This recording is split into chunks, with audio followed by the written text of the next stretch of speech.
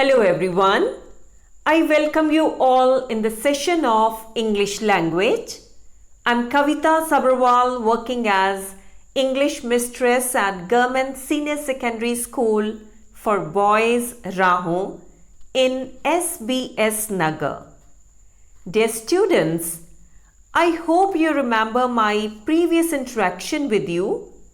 We were doing an interesting story, The Dying Detective, written by Arthur Conan Doyle, given in the English textbook of Class 10th.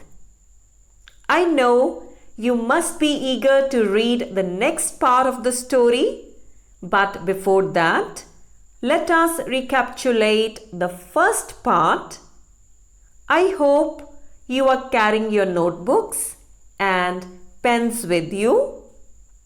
Dear students, here's one exercise. Some sentences related to the first part of the story are given.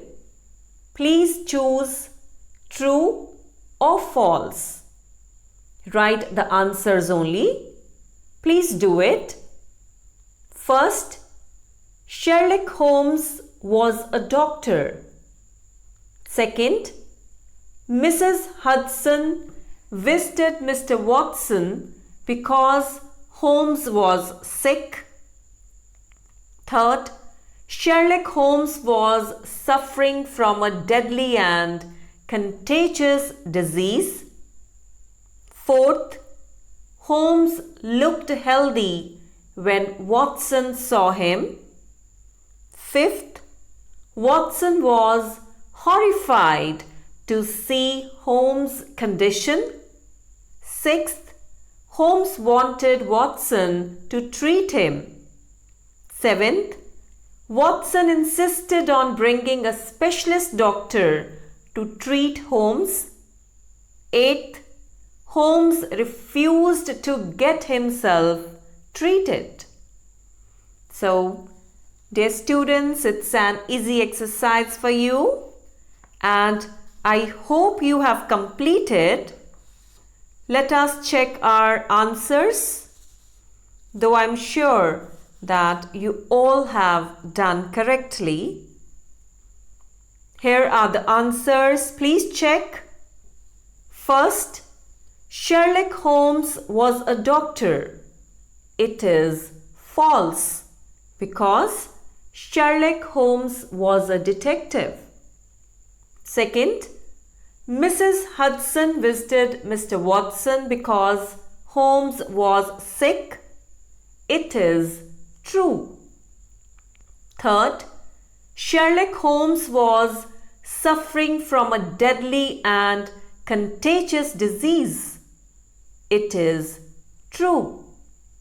Holmes looked healthy when Watson saw him. It is false because he looked sick. Fifth, Watson was horrified to see Holmes' condition. It is true. Sixth, Holmes wanted Watson to treat him. It is false because he didn't want Watson to treat him. Seventh, Watson insisted on bringing a specialist doctor to treat Holmes. It is true. Eighth, Holmes refused to get himself treated. It is true. Let us move forward. So, dear students, now we are going to start with the second part of the story, The Dying Detective. Before we read the story, let us learn some new words. Dear students, you should know their pronunciation as well as meanings. This will help you to understand the story in a better way. So, let's learn them one by one. First, mantelpiece. It means a shelf above fireplace. Dear students, you can see its picture on the screen. The next word is ivory. It means made of elephant's teeth.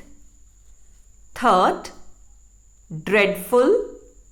It means fearful. Fourth, half crowns. It means coins. Fifth, slight. It means to move slowly.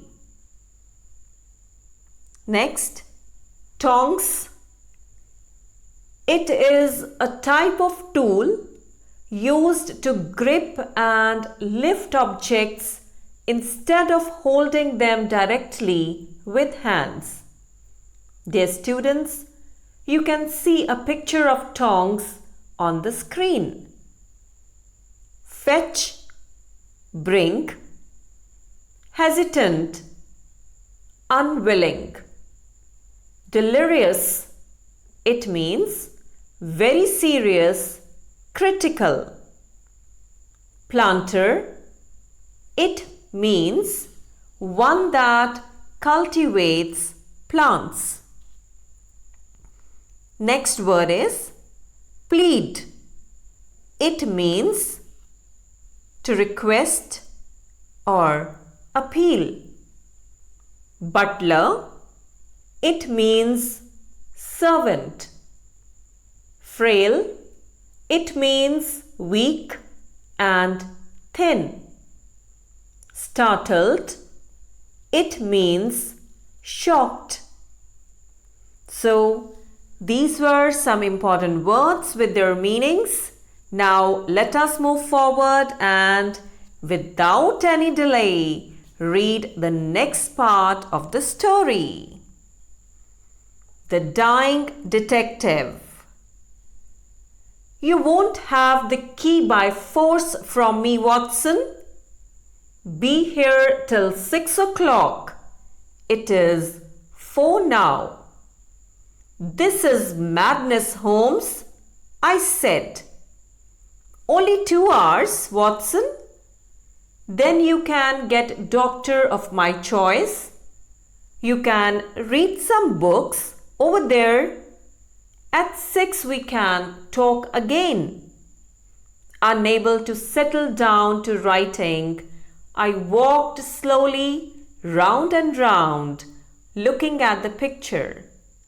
Finally, I came to the mantelpiece, where among other things, I saw a small black and white ivory box with sliding lid. As I held it in my hand to examine it, I heard a dreadful cry. Put it down! Down at once, Watson, he said. I hate to have my things touched. I thought how ill he was in his mind and sat silently until the time passed. Now, Watson, he said, have you any change? Yes, I replied. How many half crowns? Put them in your watch pocket and all the rest in your trouser pocket. You will light the gas lamp, but it must be half open. You will have the kindness to place some letters and paper on the table within my reach. Now place the ivory box on the table. Slide the lid a bit with tongs. Put the tongs on the table. Good. Now you can go and fetch Mr. Culverton Smith of 13 Lower Burke Street. I was hesitant to leave him now. He was delirious. I have never heard of the name, I said. Well, he is the man who has the knowledge of this disease, but he is not a medical man. He is a planter. He lives in Sumatra, now visiting London. I didn't want you to go before 6 because you wouldn't have found him in his study. I hope you will be able to persuade him to come. You will tell him exactly how you have left me. He said, you must tell him that I'm dying. Plead with him, Watson. I will bring him in a cab, I said. No, you will persuade him to come and return before him. Make any excuse? Remember this, Watson. I saw Mrs. Hudson was waiting outside, trembling and crying. Below, as I waited for the cab, I met Inspector Morton of the Scotland Yard. He was not in his uniform. How is he? He asked. He is very ill, I answered. I reached Mr. Culverton Smith's house. The butler appeared at the doorway. Through the half-open door, I heard a man's voice telling the butler, I'm not at home, say so. I pushed past the butler and entered the room. I saw a frail man with bald head sitting. I'm sorry, I said, but the matter cannot be delayed. Mr. Sherlock Holmes, the mere mention of his name had a different effect on the man. Have you come from Holmes? How is he? He asked. He is very ill. That is why I have come. Mr. Holmes has high opinion of you and thought you are the only man in London who can help him. The little man was startled. Why? He asked. Because of your knowledge of the Eastern diseases, I replied. How did he get it? He asked. I told him everything. He smiled and agreed to come. Pretending that I had some other appointment, I left him. With a sinking heart, I reached Holmes' room. I told him that Mr. Smith was coming. So, dear students, here finishes the second part of the interesting story, The Dying Detective. Now I have got a few exercises for you. Are you ready, dear students? Good. Let's start. The question is, use the following words in sentences of your own. Please do it. The words are mantelpiece, delirious, ivory, frail, fetch, dreadful. Please try to use these words in sentences of your own. Think and write. The words are mantelpiece, delirious, ivory, frail, fetch, dreadful. So, dear students, I hope you have completed Let us move forward. Here I have used the given words in sentences. Let us read. First, mantelpiece. He hung the portrait above the mantelpiece. Second, delirious. He suffered from malaria and was delirious. Ivory. She was wearing a necklace with ivory beads. Frail.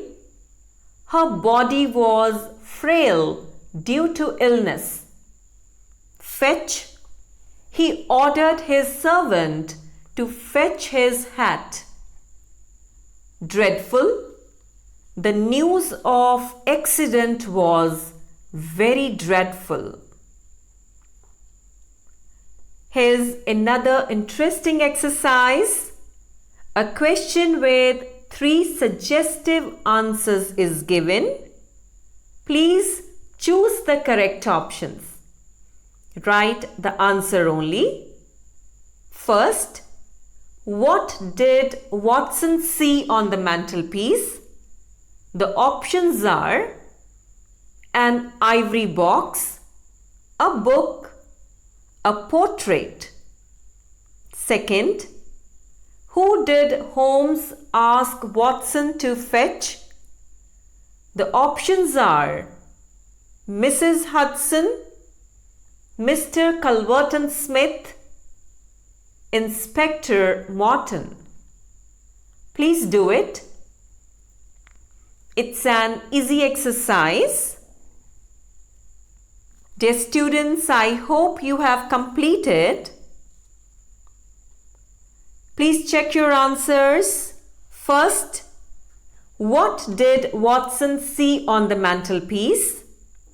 The options are an ivory box, a book, a portrait. The correct option is an ivory box. Second, who did Holmes ask Watson to fetch?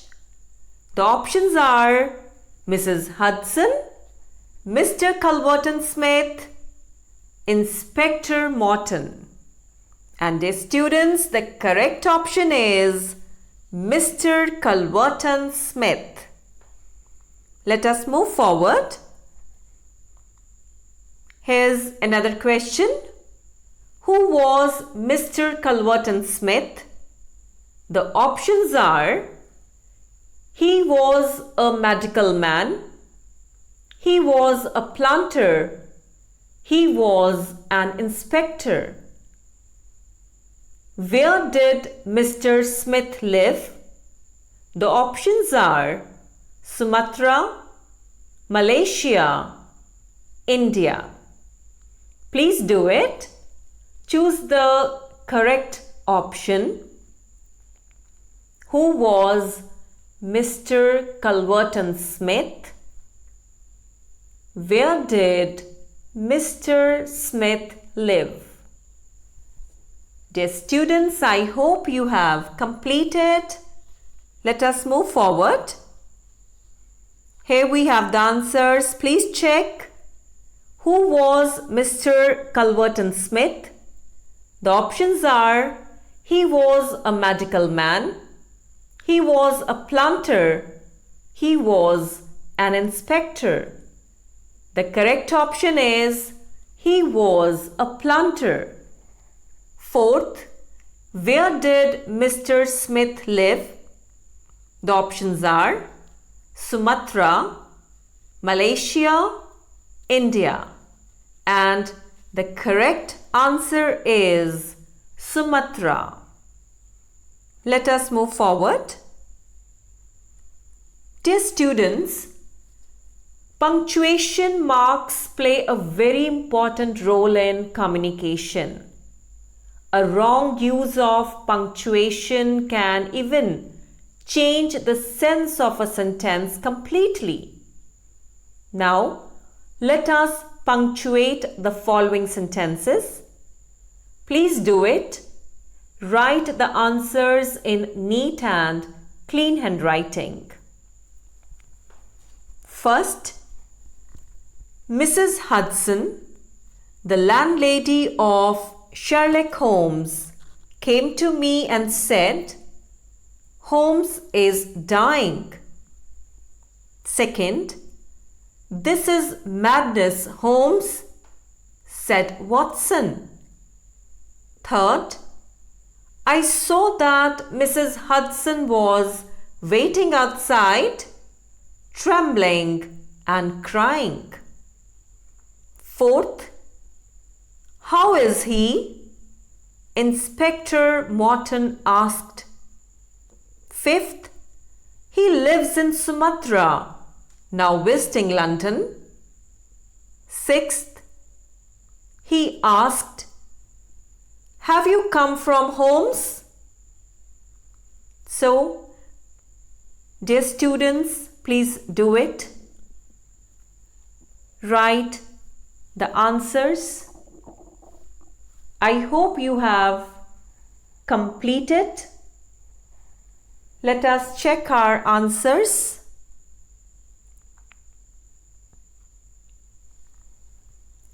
Here we have the answers. Please check. Mrs. Hudson, the landlady of Sherlock Holmes, came to me and said, "Holmes is dying." "This is madness, Holmes," said Watson. Third, "I saw that Mrs. Hudson was waiting outside, trembling and crying." Dear students, please check carefully. I'll give you some time. Dear students, marks of punctuation are signals that help the reader the same way that changes in voice and pauses help the listener. So, punctuation marks are very important in communication. I hope you have checked. Let us move forward. Fourth, "How is he?" Inspector Morton asked. "He lives in Sumatra, now visiting London." Sixth, he asked, "Have you come from Holmes?" Dear students, please check carefully because a wrong use of punctuation can even change the sense of a sentence. Let us move forward. I hope you have checked your answers. Dear students, here's the summary of the second part of the story, The Dying Detective. Let us read and revise. Sherlock Holmes asked Watson to wait in his room for 2 hours till 6 o'clock. Watson saw a white and black ivory box placed on the mantelpiece. As Watson was holding it to examine, Holmes shouted and asked Watson to put it back. He asked him to put the ivory box on the table. He further asked him to go and fetch Mr. Culverton Smith, who lived in 13 Lower Burke Street. Holmes told Watson that Smith was a planter who lived in Sumatra. He had knowledge of the Eastern disease Holmes was suffering from. Watson hired a cab to go to Mr. Smith's house. He reached Smith's house and met him. Smith was a frail and bold man. Watson told him about Holmes' disease. Smith was shocked to hear this. He agreed to visit Holmes' place. So dear students, here finishes the summary of the second part of the story. Now let us move forward. Now I have got home assignment for you. Please note down. Answer the following questions in your own words in about 30 to 40 words.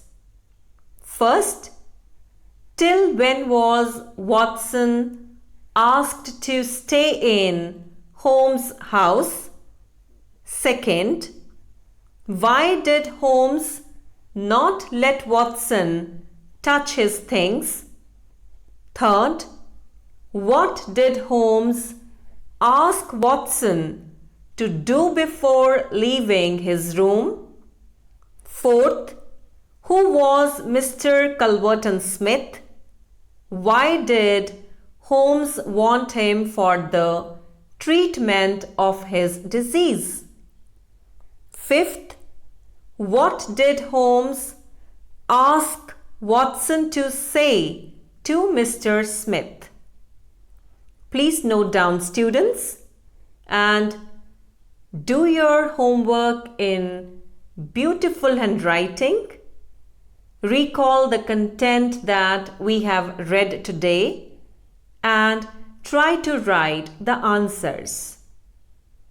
Dear students, now it's time to wind up. Today we have done the second part of the story, The Dying Detective. We have also done some exercises to understand the content in a better way. I hope you enjoyed this session. We will complete the story in the next session. Till then, goodbye.